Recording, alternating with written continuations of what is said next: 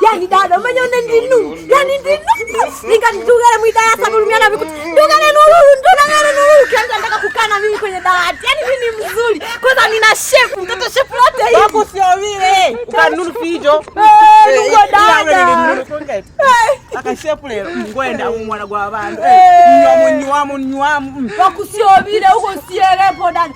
Vikutiringa mabifu kulingana kubisa sije kuja manunu kulindangangi kuja mabifu uko limbili nunga maparachichi gaba katapera manunu namba 2 uko limbili dada nani kwa mimi na matakapera bakatapera takale kabolile yani ni kwa na dada mbele tangu iwe basi nenda kama mwenyewe nyumbani sie dada kwa kibao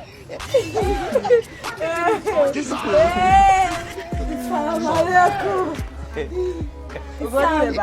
Samahani, usimwongeleshe sana. Huyu wako eti nani anashafu kati yetu?